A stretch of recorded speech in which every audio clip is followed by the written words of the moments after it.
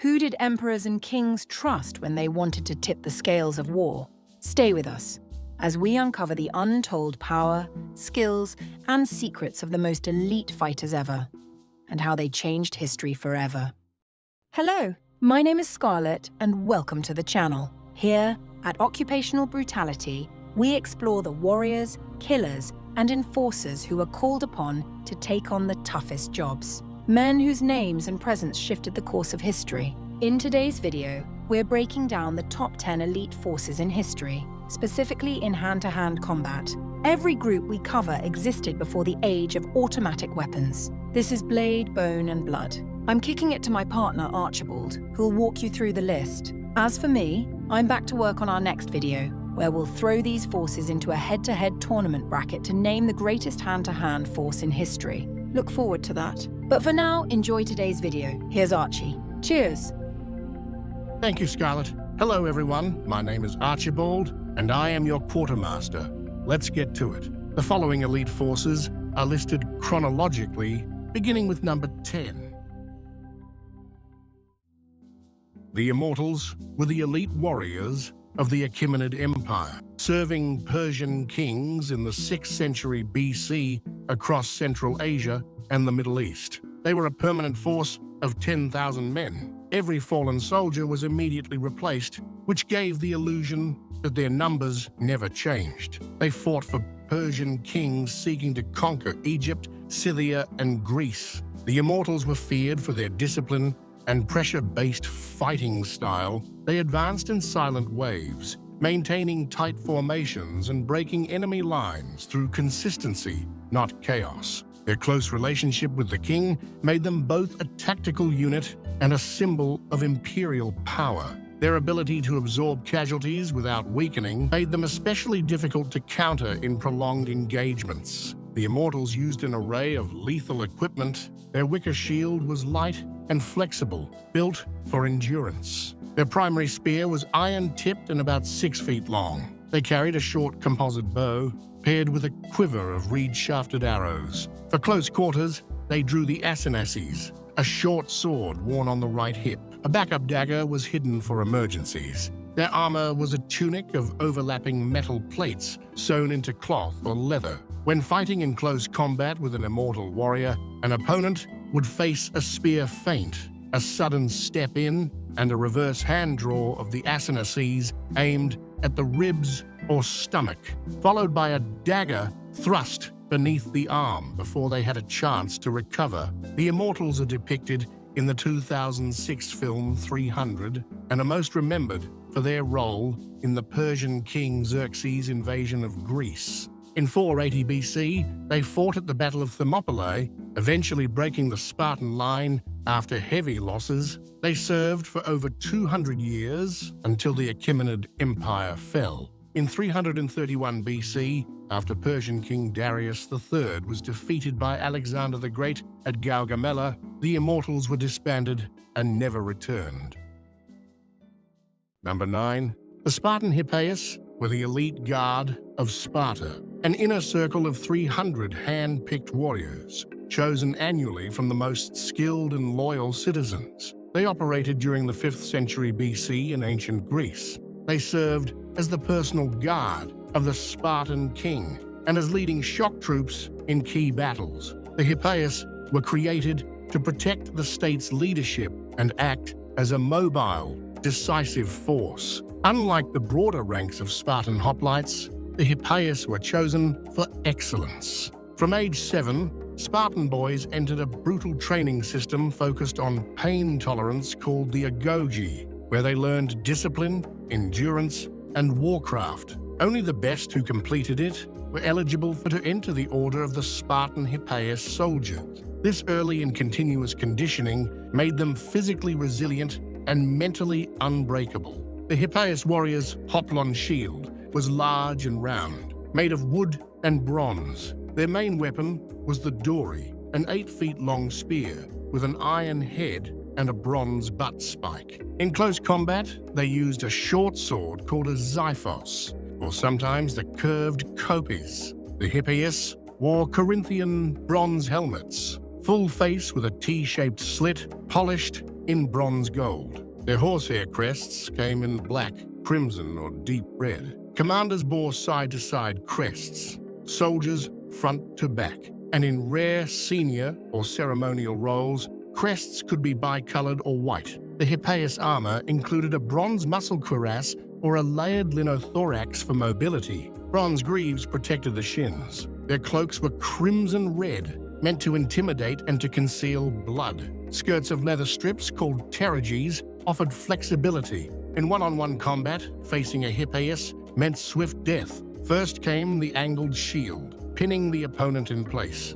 The spear jab followed fast, aiming low to off-balance or injure. If the enemy closed the distance, the xiphus was already drawn. Short, quick, aimed to the neck. A quick strike meant for result without flair. The Hippeis warrior would then move on to his next victim. The Hippeis fought as a single body, using tight phalanx formations and overwhelming force. Every man was expected to die in place rather than retreat. The Hippeis fought in many major battles, including the Peloponnesian War. Their name fades from records in the 4th century BC as Spartan power declined. They were featured in the 2006 film 300, which, though stylized, drew visual inspiration from their historical armor and reputation. The Spartan Hippeis are remembered as the warrior ideal of ancient Greece.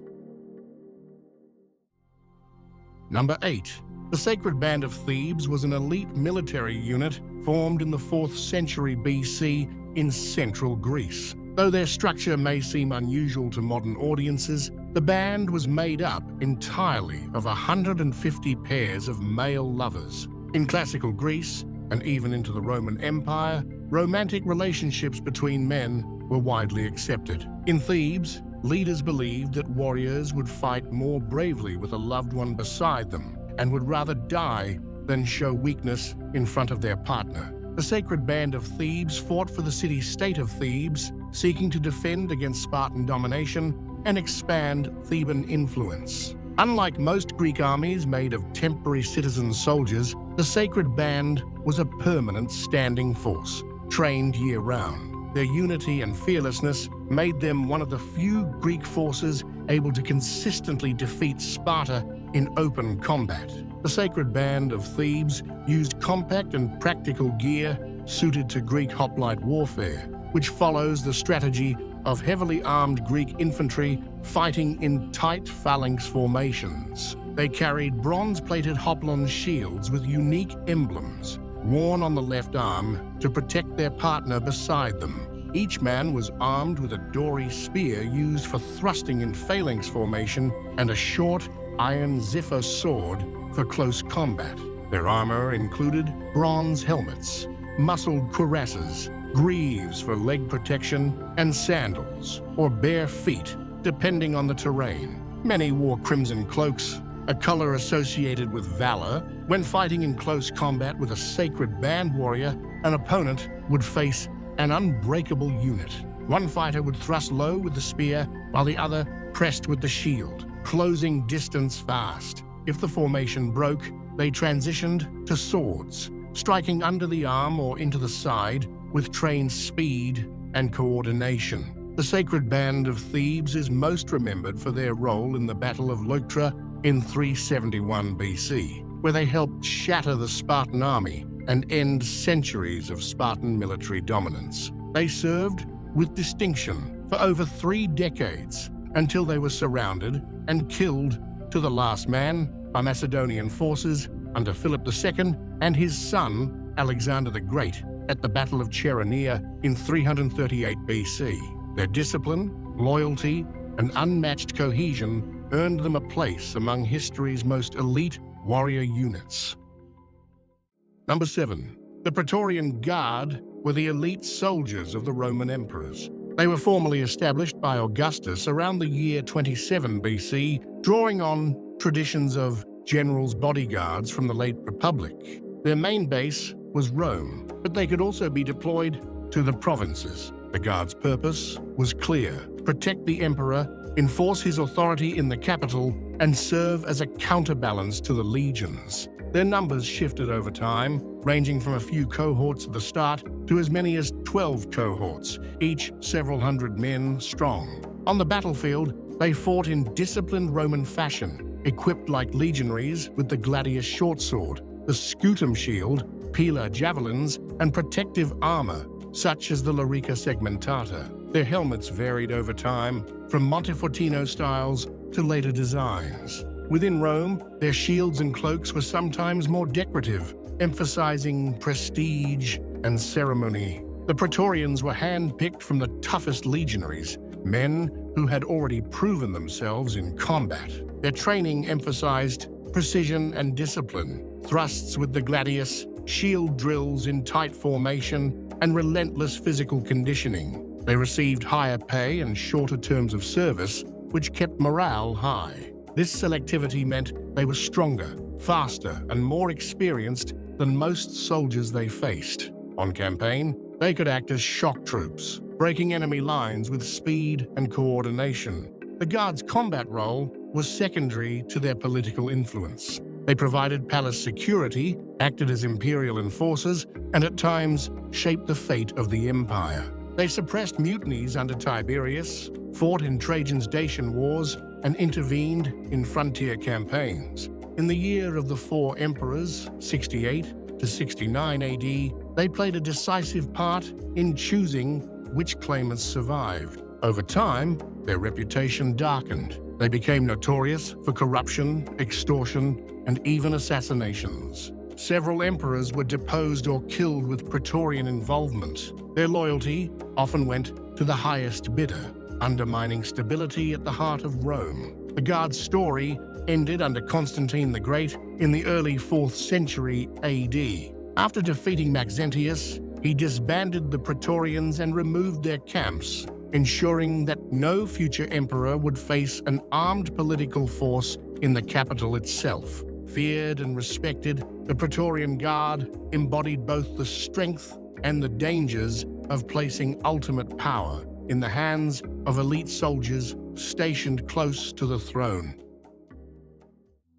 Number 6. The Varangian Guard were the elite personal bodyguards of the Byzantine emperors. Active from around 988 to 1204 AD, they were primarily made up of Norse and later Anglo-Saxon warriors. They operated throughout Constantinople and Byzantine-controlled regions, defending the empire's political heart. They were created after Prince Vladimir of Kievan Rus, modern-day Russia, sent 6,000 Norse warriors to Emperor Basil II in exchange for a political alliance. The Byzantines recognized their fierce loyalty and foreign status as perfect for imperial protection, unaffected by internal politics and bribery. Their role was twofold: protect the emperor at all costs and serve as an elite shock force in key battles. They were known for their imposing size, ruthless efficiency, and unwavering discipline. When emperors feared betrayal from their own countrymen,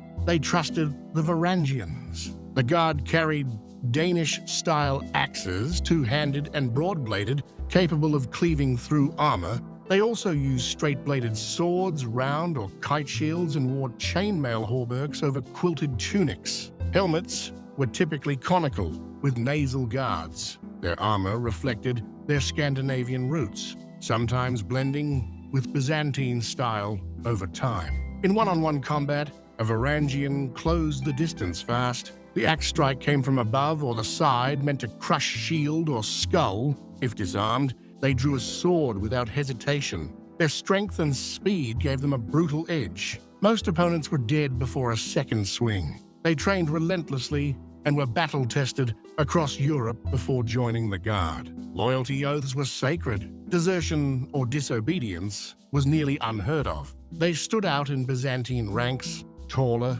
bearded, and clad in foreign armor, yet their integration into imperial defense was seamless. The Varangians fought in campaigns across Italy, Anatolia, the Balkans, and the Holy Land. They held the line during riots in Constantinople and repelled palace coups. Their reputation alone deterred threats. The Varangian Guard appears in Season 3 of Vikings, Valhalla, with Harald Hardrada shown in serving in Constantinople. They fought alongside the Byzantine army's native units, including the Imperial Tagmata and local militia forces. The Guard's prominence declined after the Fourth Crusade conquered Constantinople in 1204. By the 1300s, the unit was no longer active. The Varangian Guard are remembered as axe-wielding sentinels of loyalty, foreign in blood but trusted above all. Number 5. The Huscarls were elite bodyguards who served Anglo-Saxon kings and earls in the 11th century. Influenced by Viking and Norse warrior traditions, they became the core of England's professional fighting class. They were formalized under King Canute around the year 1016, created as a full-time, loyal fighting force to defend royal interests and maintain order across the realm. Huscarls fought for rulers like Harold Godwinson and stood against powerful enemies, including the Norse under Harold Hardrada and the Normans under William the Conqueror. Their defining moment came at the Battle of Hastings in 1066, where they formed the front ranks around their king's banner. Each carried heavy chainmail, a round shield, and most famously, the two-handed Dane axe, an iron-bladed weapon capable of splitting helmets, shields, and bone with a single blow. In battle, they stood in tightly packed formations, anchoring the shield wall and absorbing enemy charges. Fighting a Huscarl one-on-one meant facing a trained, physically powerful warrior skilled in precise axe strikes and shield techniques. They were not fast and light, but deliberate and crushing. Every movement was about balance, weight, and the lethal execution. The Huscarls were featured in the Netflix series Vikings Valhalla, appearing in both Season 2, 2023, and Season 3, 2024. The show highlights their role as elite defenders of English royalty and showcases their fearsome battlefield presence. At Stamford Bridge in 1066, they helped secure a critical victory over invading Norse forces. But just weeks later, they fell at Hastings, fighting to protect their king until the last man. By the year 1070, the Huscarls had been defeated by the Norman conquerors. Their downfall marked the end of Anglo-Saxon military tradition and the beginning of a new Norman rule over England. Number 4. The Mamluks were elite slave soldiers who rose to power in the Islamic world. They began in the 13th century in Egypt and Syria, serving the Ayyubid and later the Mamluk Sultanate. They defended Islamic territory against the Mongols and Crusaders and eventually ruled the region themselves. Originally enslaved as boys from the Caucasus, Central Asia, and Southeastern Europe, they were converted to Islam and placed in intensive military schools. Loyalty to the Sultan replaced loyalty to family or tribe. Their training began in early adolescence and emphasized mounted combat, swordsmanship, endurance, and obedience. They lived in isolated barracks, drilled daily, and were promoted solely on merit. The result was a professional caste of warrior slaves. In battle, Mamluks wore lamella or scale armor with iron or hardened leather components. Chainmail was common for flexibility. Their armor featured etched designs, brass accents, and sometimes embroidered silk tunics over top. Helmets were conical or turban-shaped with male aventails. Shields were round and often lacquered. Their primary weapons were curved sabers, lances, and composite bows. On foot, they used maces, daggers, and straight swords. Each man owned his armor and often customized it. Their mobility, discipline, and skill made them effective against both cavalry and infantry. A Mamluk was trained to remain calm under pressure and coordinate in units. Their battlefield communication and rapid flanking tactics made them difficult to counter. They were feared for their relentlessness. In single combat, an enemy facing a Mamluk would see a calm, armored warrior with a curved blade drawn low. He would sidestep, strike the legs or midsection, and finish with an overhead cut. He would immediately reposition to face the next target. They defeated the Mongols at Ain Jalut in 1260, stopping their westward expansion. They expelled Crusader strongholds, and held power in Egypt and Syria for over 200 years. Their decline began with the rise of gunpowder weapons. In 1517, the Ottoman Empire invaded. At the Battle of Redania, Ottoman firearms overwhelmed the Mamluks' traditional cavalry. The last Mamluk sultan was executed. The Ottomans absorbed the territory, but allowed some Mamluks to serve in lower roles. Their legacy is one of discipline, rise from servitude, and military innovation. As individual warriors and as a caste, they shaped the medieval Islamic world.